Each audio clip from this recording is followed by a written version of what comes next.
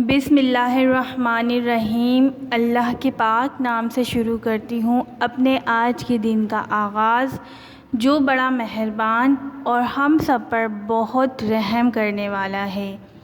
میری طرف سے آپ سب کو السلام علیکم۔ امید کرتی ہوں آپ سب خیریت سے ہوں گے اور کرونا سے بچاؤ کی ہر ممکن تدابیر بھی کر رہے ہوں گے اور اپنا خیال بھی رکھ رہے ہوں گے۔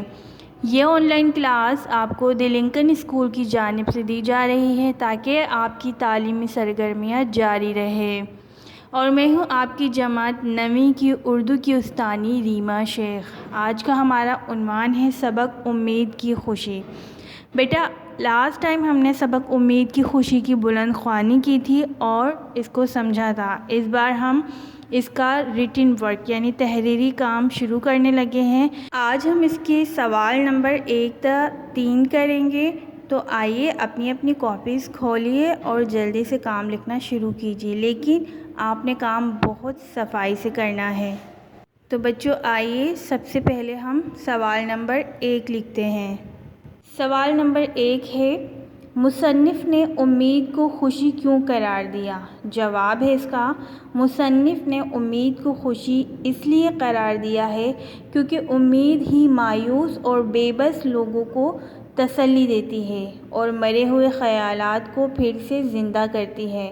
انسان اپنی ساری مصیبتوں کو آنے والے اچھے دنوں کے لیے برداشت کر لیتا ہے اور بالآخر اس کا صبر اور اس کی امید خوشیوں کا باعث بن جاتی ہے۔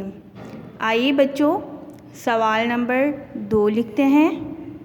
سوال نمبر 2 ہے، ماں بچے کو کیا لوری دیتی ہے؟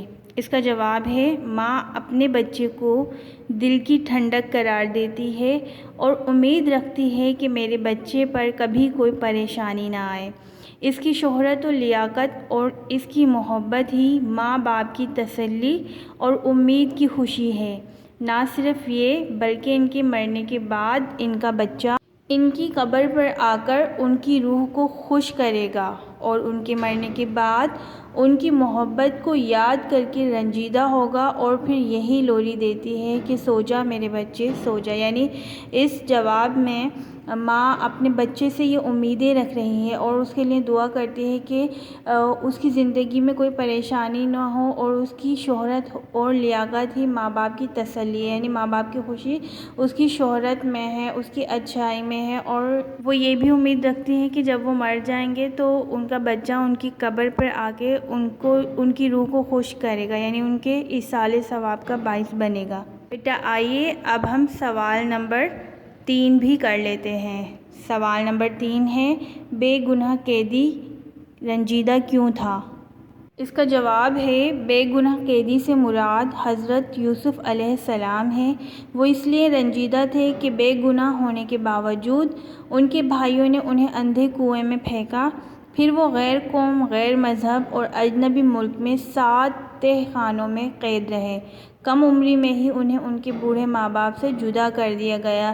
یہی اسباب انہیں رنجیدہ رکھتے تھے۔ یعنی اس جواب میں ہمیں بتایا گیا ہے کہ بے گناہ قیدی سے مراد حضرت یوسف علیہ السلام ہے کہ جب ان کے بھائیوں نے انہیں بے گناہ، ان کا قصور نہ ہوتے ہوئے بھی انہیں ایک کنویں میں پھینک دیا تھا، اور پھر جب وہ ایک غیر قوم، غیر مذہب اور ایک اجنبی ملک میں 7 تہ خانوں میں قید رہے، ان لوگوں نے انہیں قید کر لیا تھا اور کم عمری میں ہی ان کے بھائیوں نے انہیں ان کے بوڑھے ماں باپ سے جدا کر دیا تھا۔ تو یہ ساری وجوہات کی بنا پر وہ ہمیشہ رنجیدہ رہتے تھے، یعنی افسردہ، غم زدہ رہتے تھے۔ بیٹا میں آپ کو ایک بار پھر کہہ رہی ہوں، کام آپ نے بہت صفائی سے کرنا ہے۔ امید ہے آپ کو کام سمجھ میں آ گیا ہوگا۔ مجھے اجازت دیجیے، اپنا خیال رکھیے گا۔ اللہ حافظ۔